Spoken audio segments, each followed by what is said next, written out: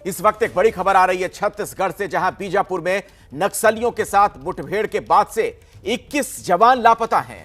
इस हमले में सुरक्षा बलों के 5 जवानों के शहीद होने की खबर पहले ही आ चुकी है। शहीद हुए जवानों में से छत्तीसगढ़ पुलिस के 2 सीआरपीएफ के कोबरा बटालियन के और 1 सीआरपीएफ के बस्तरिया बटालियन का जवान है। इस हमले में 12 जवान घायल भी हैं।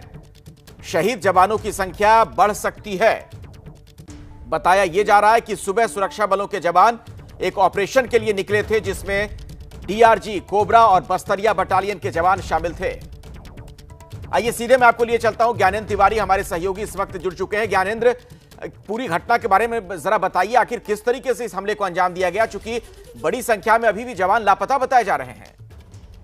अखिलेश, करीब 2000 की संख्या में जवान निकले थे इस ऑपरेशन के लिए, जिसमें district reserve guard, DRG, cobra और बस्तरिया बटालियन के सीआरपीएफ के जवान थे। करीब 12 से 1 बजे के बीच नक्सलियों के गढ़ में, जो तेरम इलाका कहा जाता है बीजापुर का, वहां पर नक्सलियों ने घात लगाकर हमला कर दिया सुरक्षा बलों पर, और जिसमें कि 5 जवानों की शहादत हो गई है। 2 जवानों का शव जो है जिला अस्पताल बीजापुर में लाया जा चुका है, जबकि 21 जवान लापता बताए जा रहे हैं। ये जो जवान लापता बताए जा रहे हैं, किसी बड़ी अनहोनी की आशंका है। अभी तक ये 21 जवानों का पता नहीं लगाया जा सका है, लेकिन बड़ी संख्या में बैकअप पार्टी रवाना किया गया है, और जब तक ये जवान नहीं आ जाते तब तक ये कहना कि ये जवान सुरक्षित हैं या किसी हादसे का शिकार हो गए हैं, ये बहुत मुश्किल है। लेकिन हमारे जो सूत्र बता रहे हैं वो ये बता रहे हैं कि 21 जवान जो लापता है, उनके साथ कोई बड़ी अनहोनी ना हो जाए। दूसरी सबसे महत्वपूर्ण बात यह है कि जब भी कोई बैकअप पार्टी जाती है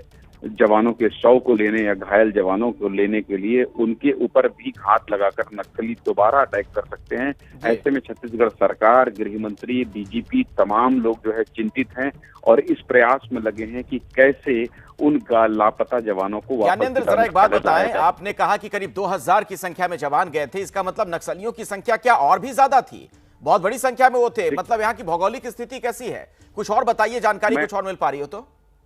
अखिलेश, मैं आपको बताऊं कि यहाँ की भौगोलिक स्थिति के बारे में एक बात कही जा सकती है कि नक्सलियों का गढ़ है। चप्पे चप्पे पर आईईडी नक्सली लगाए रखते हैं, और जहां पर ये ऑपरेशन हुआ है वहां पर बटालियन नंबर 1 का हिडमा, जो कि बहुत ही खूंखार नक्सली है और अब तक तमाम बड़ी घटनाओं को अंजाम देता आया है, ऐसे नक्सली के इलाके में, हिडमा के इलाके में फोर्स घुस गई थी, और 2000 जवान इसीलिए गए थे कि हिडमा तक पहुंचा जा सके, या तो नक्सलियों के बड़े कैंप को ध्वस्त किया जा सके।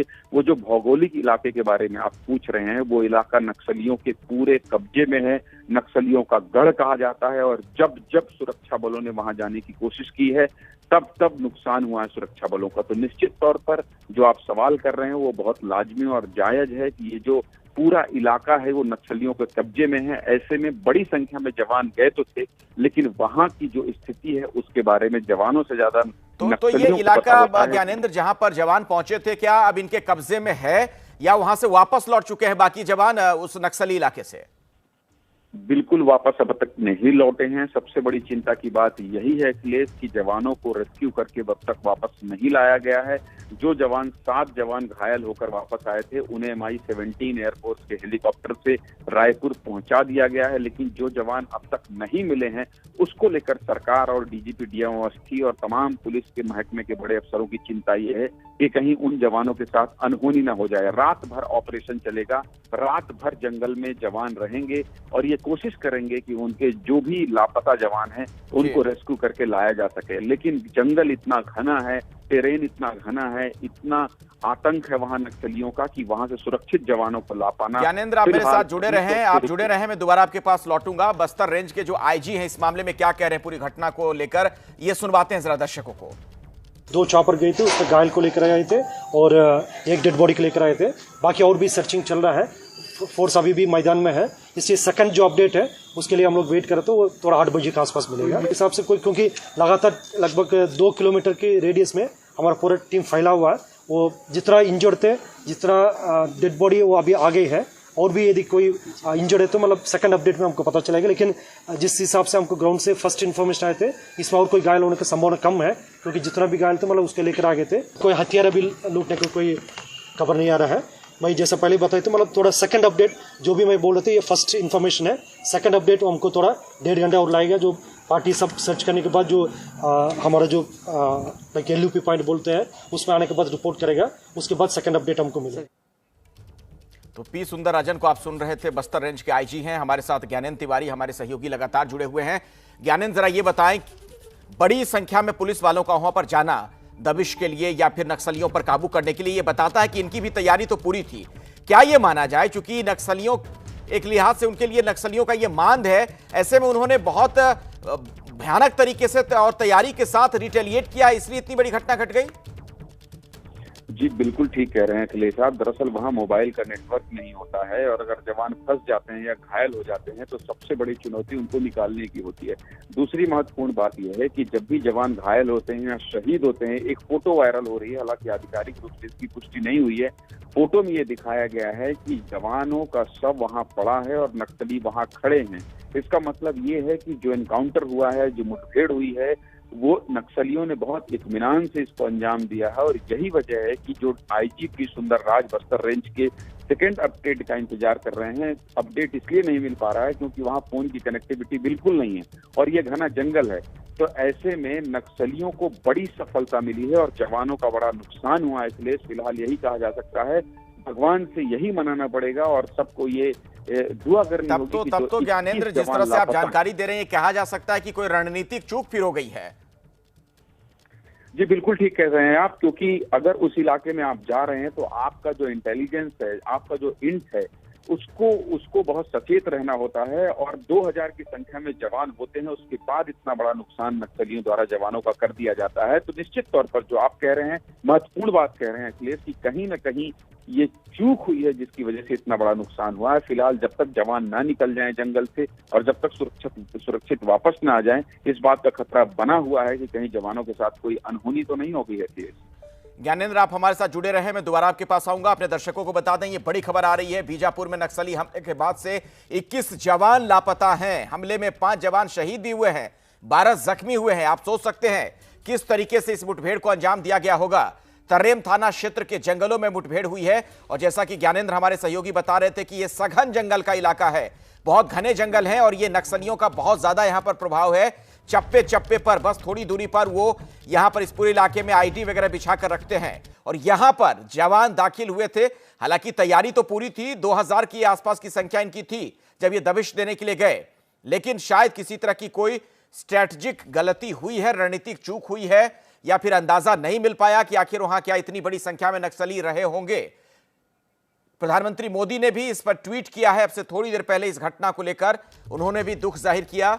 मेरी संवेदनाएं छत्तीसगढ़ में माओवादियों से लड़ते हुए शहीद हुए लोगों के परिवारों के साथ हैं। यह प्रधानमंत्री मोदी का ट्वीट। वीर शहीदों की कुर्बानियों को कभी भुलाया नहीं जा सकेगा। अब से बस कुछ ही देर पहले प्रधानमंत्री मोदी ने ट्वीट करते हुए यह भी कहा कि घायल जवानों के जल्द स्वस्थ होने की दुआ करता हूं। आइए एक बार फिर से मैं आपको लिए चलता हूं ज्ञानेंद्र तिवारी के पास। हमारे सहयोगी हमारे साथ जुड़े हुए हैं। ज्ञानेंद्र, जो घायल हुए जवान, उनको लेकर भी कुछ सूचना मिल पा रही है क्या? उनकी कैसी हालत है अभी? जी देखिए, 7 जवान घायल हैं, जो कि जिसमें से 3 गंभीर रूप से घायल हैं। उन्हें MI-17 एयरफोर्स के हेलीकॉप्टर से रायपुर निजी अस्पताल पहुंचा दिया गया है। जिन्हें कम चोट आई है उनका इलाज बीजापुर के जिला अस्पताल में किया जा रहा है। लेकिन सबसे बड़ी और सबसे चिंता की बात ये है अखिलेश की जो 21 जवान लापता हैं वो अब तक नहीं आए हैं। ऐसे में उस घने जंगल में, जैसा कि आप बार बार बता रहे हैं दर्शकों को, कि सघन इलाका है, नक्सलियों के कब्जे का इलाका है, ऐसे में उन 21 जवानों को जब तक वापस नहीं लाया जा सकता तब तक इस बात की चिंता बनी रहती है कि क्या उन जवानों के साथ कोई अनहोनी तो नहीं हुई है। मैं फोटो का जिक्र करते हुए आपको ये अपडेट देना चाहता हूँ, ABP न्यूज के दर्शकों को ये अपडेट देना चाहता हूँ कि जो फोटो वायरल हो रही है, हालांकि आधिकारिक पुष्टि उसकी नहीं हुई है, वहां जवानों के शव के पास नक्सली खड़े हैं। इसका मतलब कि उन्होंने बहुत इत्मीनान से, पूरी प्लानिंग से, और इसकी कहीं ना कहीं उन्हें जानकारी थी। और जो रणनीतिक चूक की आप बात कर रहे हैं, कुछ तो रणनीतिक चूक हो गई है छत्तीसगढ़ में सुरक्षा बलों से, जिसकी वजह से वो मार्ग में घुसकर एम्बुश में फंस गए हैं और इतना बड़ा नुकसान हुआ है अखिलेश। तो जब तक जवान वापस नहीं आ जाते तब तक इस बात की आशंका बनी हुई है कि कहीं उन 21 जवानों के साथ भी कोई बड़ी अनहोनी तो नहीं हुई है। जो घायल नक्सलियों को कितना नुकसान पहुंचा ज्ञानेंद्र, इस बाबत कुछ पता चल पा रहा है कि क्या उनके कितने लोग मारे गए होंगे या क्या उनके जो इलाके थे क्या कुछ कब्जे में आए हैं, जवानों के कब्जे में?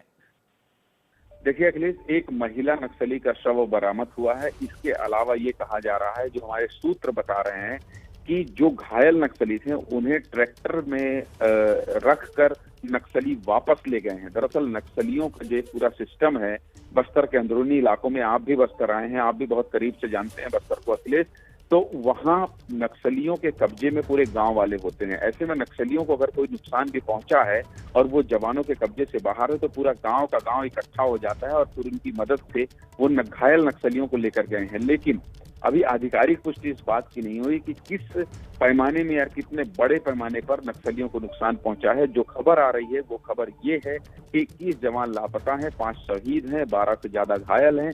ऐसे में ज्यादा नुकसान फिलहाल जो दिखाई दे रहा है और सुनाई दे रहा है वो सुरक्षा बलों के ही पक्ष का है। अखिलेश, शुक्रिया ज्ञानेंद्र तिवारी इस जानकारी के लिए आपका। बहुत ही विस्तार से आपने पूरी जानकारी दी है। तो ये एक बहुत बड़ा नुकसान भी आप कह सकते हैं, जिस तरीके से खबर ये आ रही है कि अभी भी 21 हमारे जवान लापता हैं, उनके बारे में कोई सूचना नहीं मिल पाई है और तमाम तरह की अनहोनी की आशंकाएं भी हैं।